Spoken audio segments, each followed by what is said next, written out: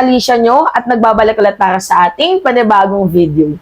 So mga minamahal, alam nyo naman yung salitang woman empowerment na supposedly babae sa babae nagtutulungan. Pero kapag ang pinag-uusapan dito ay yung tax ng ina nyo, yung pera ng taong bayan, public accountability and public transparency, hindi po natin pwedeng isaalang-alang yung salitang woman empowerment kung yung kapwa mo babae ay nagnanakaw sa kaban ng bayan. So ngayon mga minamahal, ipapakilala ko tong tumatakbong senatorial candidate na to. Although pinag-iisipan ko kung iboboto ko ba to, pero I like the concept kung paano niya tinirada, binangbang itong si Vice President Sara Duterte in terms sa ginagawa niyang panloloko sa atin. Yung panloloko niya sa kaban ng bayan.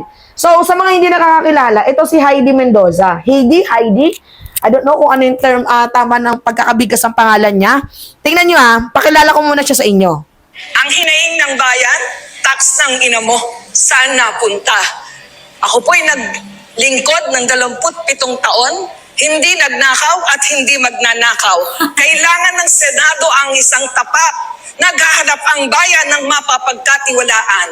Iniaalay ko ang sarili ko dahil nakipaglaban ako at nagtaya ng buhay laban sa katiwala. Okay. So, paano ako naging proud dito kay Heidi Mendoza? Kasi nakita ko tong balitang to. Oo, February 28, kakalabas pa lang Yan mga minamahal. Ano yung nakalagay dyan? Heidi, Confifunds rules requires Sara to list names of informant. Kasi sa mga hindi nakakaalam, ni-research ko ang background ni Ma'am Heidi Mendoza. Dati pala siyang nagsilbi at nagtrabaho sa COA, sa Commission on Audit. At nabansagan po ito, mga minamahal, na-recognize siya bilang most outstanding authorities ng COA. So ngayon, nung na-interview itong si Heidi Mendoza, patungkol nga po dito sa confidential funds ni Vice President Sara Duterte, 100% agree ako. Naalala ninyo, yung kay Morales, para masabi natin na makatotohanan yung kanyang sinasabi, kailangan niyang ilista or sabihin yung informant niya. Kasi, di ba, ano ba yung punto ni Morales? Mga minamahal, lang natin to i-figure out lang natin to para magets niyo yung punto. Di ba si Morales noon, sabi niya, nakita niya daw, sinabi ng kanyang informant, na nakita daw ng kanyang informant na nagdodroga si PBBM. Nandun pa nga yung picture, blah, blah, blah.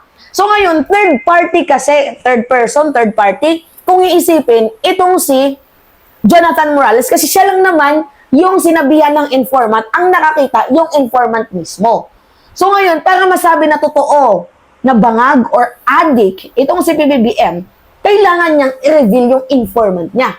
Ang problema, hindi nga ma-i-reveal ni Jonathan Morales yung kanyang confidential informant.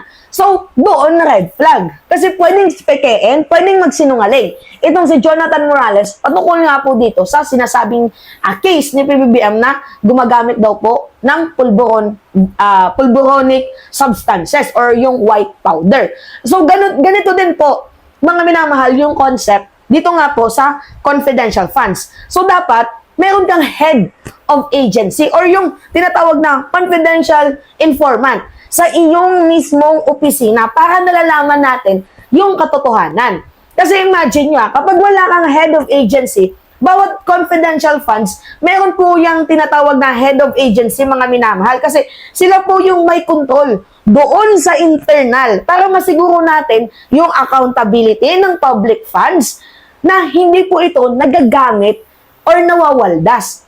So, dapat tanungin din natin, mga minamahal, or mismo si Vice President Sara Duterte, tanungin, sino nga ba yung head of agency mo sa paggamit ng confidential funds? Tanungin, ano ba yung guidelines niyo? May guidelines ba kayo? Kasi paano kung yung head of agency or yung confidential informant ni Vice President Sara Duterte ay kasabwat niya din? Yari tayo dyan. Ibang usapan yan.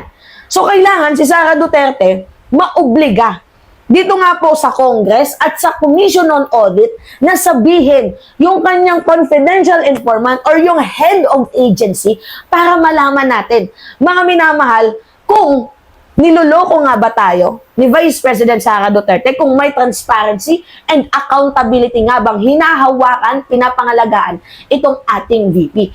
I like the concept, mga minamahal, nung in-interview itong si Heidi Mendoza. Basahin natin Sabi dito, independent senatorial candidate and former State Auditor Heidi Mendoza yesterday said Vice President Sara Duterte is obliged by government rules to disclose to both Congress and Commission on Audit or COA who were the confidential informants of her office. Kailangan talagang malaman yung confidential informants ng opisina ng OVP ni Vice President Sara Duterte kasi as a head of agency, ikaw yung mayroong internal controls sa public funds.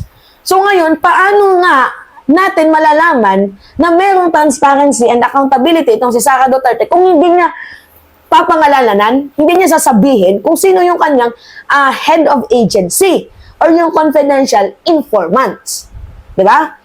In an interview with host Gretchen Ho, on TV5's Morning Matters, Mendoza said the guidelines on the use of confidential funds require the head of agency to adopt internal controls to ensure accountability and public funds and prevent misuse.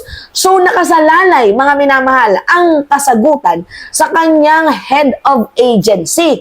Kasi sa head of agency, dyan natin malalaman kung sino nga ba, saan nga ba, ano nga ba napunta yung confidential funds ni Vice President Sara Duterte. Now, isa pang kanyang pinunto as head of agency, kasi 'di ba sabi ko nga sa inyo, naging COA to noon, is there in the guidelines you are to adopt internal controls that will protect public funds. This means if you have a list of aliases, diba, the confidential informants, you must also keep a separate list of their identities. Kaso paano nga? Mga minamahal, puro binabanggit niya, Mary Grace Piatos, Cocoy Villamin, yung mga nasa, yung mga pangalang hindi nag-i-exist, paano yun? Diba? So, kailangan merong gawin dito ang mga senador. Mga minamahal. Anyway, may specific naman na platform dyan itong si Heidi. She said, the same body of the rules requires the head of agency to procedure the list on demand when asked to do either by the COA or by Congress. One of the controls as specified in the guidelines is keeping of the journal that is subject to inspection by the Commission on Audit or its representative. Nagigets ninyo? When questions are raised, tama! Yes, it's true, an agency may write down only aliases, but as a government official, first and foremost, your responsibility is to safeguard the people's money. Hindi pwede yung banggit-banggit pangalan. Dapat, di ba, nilalagay mo yung aliases nila, yung buong pangalan nila, dahil yung mga taong yun, sila yung may hawak ng pera ng taong bayan na kinokontrol mo sa iyong confidential funds. Okay. Mendoza stressed that heads of agency cannot refuse congressmen if they want to verify the names in the journal since the House of Representatives have oversight powers on the government budget. Kagaya nga ng sabi ko sa inyo mga minamahal, hindi pwedeng kasuhan ni Vice President Sara Duterte yung Congress patungkol nga po sa hindi tama yung ginagawa sa kanya. 'Di ba? Nag-raise doon yung OVP na parang ginigipit daw siya. This is the trial by publicity, ganyan-ganyan. Hindi pwedeng sabihin yon dahil unang-una may oversight function ang Congress. Pwede nilang tanungin ang COA, pwede nilang tanungin si ganito, si ganyan, si ganyan. Kasi mayroon silang kapangyarihan na oversight function para kilatisin ang mga agencies na pwedeng involved sa pangungurakot mo di umano sa kaban ng bayan. Okay. She also dismissed allegation that the COA findings on Duterte's confidential funds were rushed and that OBP was subject to trial by publicity. Maniniwala kayo na trial by publicity ang ginagawa kay Sara Duterte? Phishing? No, hindi. 'Di ba? Kasi yung mga allegation na yan, pwede mo namang sagutin kung hindi yan totoo. Ipakita mo yung mga legit na ebidensya. Kaso kung wala ka namang legit na ebidensya, mahinang ebidensya yung that is a trial by publicity. Kung trial by publicity yan, edi mas madali na sagutin mo yung mga issue kasi ikaw nasa iyo yung kasagutan kung totoong wala kang tinatago. Masasabi mo lang trial by publicity yan kung meron daw mga ebidensya pinapakita and yet bulag sila. Iniipit at ginigipit ka. Kaso ang problema, wala kang pinapakitang ebidensya, di ba? Tapos sasabihin mo trial by publicity. So, paano mo masasabi na ikaw ay fishing kung wala kang pinapakitang mga ebidensya na nagpapatunay na hindi totoo yung mga sinasabi nila? Di ba? That allegation of trial by publicity is hardline as any slate auditor. Bulok na ano na daw yan, sabi ni Heidi Mendoza. Ano na yan? Bulok na linya na yan. Nang magtanong kayo, kahit sinong auditor, that's the usual defense when we are auditing an agency. In fact, auditors cannot do that. We are barred from speaking about the audit, she said, adding that finding usually become public once journalists write about COA's report, which are accessible online on its official website.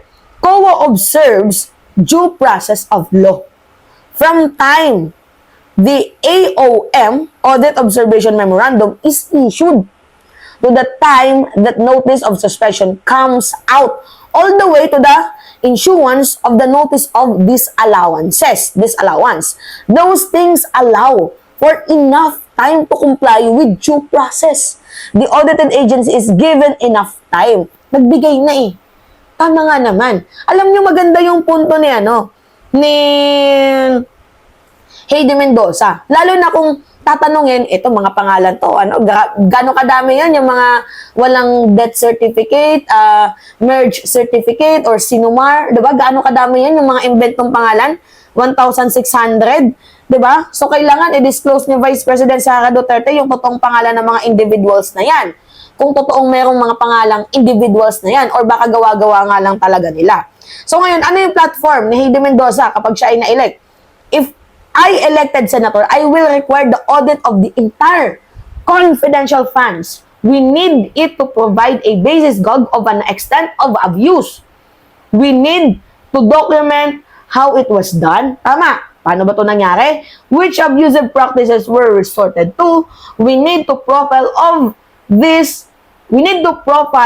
of this for audit purposes. Second, sabi niya pa, I will move for creation of an oversight committee within the Senate. Ang ganda. Diba? Not only composed of senators, nandito talaga yung yung sinasabing transparency niya, yung oversight committee within the Senate, hindi lang Senate. Diba? O hindi lang composed ng senators. We also bring in the invite intelligence practitioner. Walang lusot dito si Sara Duterte. The committee will draw up the national security plan. Literal na tax ng ina mo, saan napunta. Diba? So, sabi ko nga sa inyo, women's empowerment nga naman sana. Pero hindi pwedeng mag-women's empowerment kung ang pinag-uusapan dito ay kaban ng bayan. Diba? Yung panloloko mo sa mamamayang Pilipino. So, hindi pwedeng i-women's empowerment yun. Dapat i-call out ka, which is tama yung ginawa ni Ma'am Heidi Mendoza na kinall out. Diba, mga minamahal, yung ginagawa ni Vice President Sara Duterte na panggugulangan sa kaban ng bayan. Alright, yun lamang po mga minamahal. Anyway, it's me again, Alicia Nyo, at nagbabalik ulit para sa ating panibagong video. Maraming salamat, mga minamahal.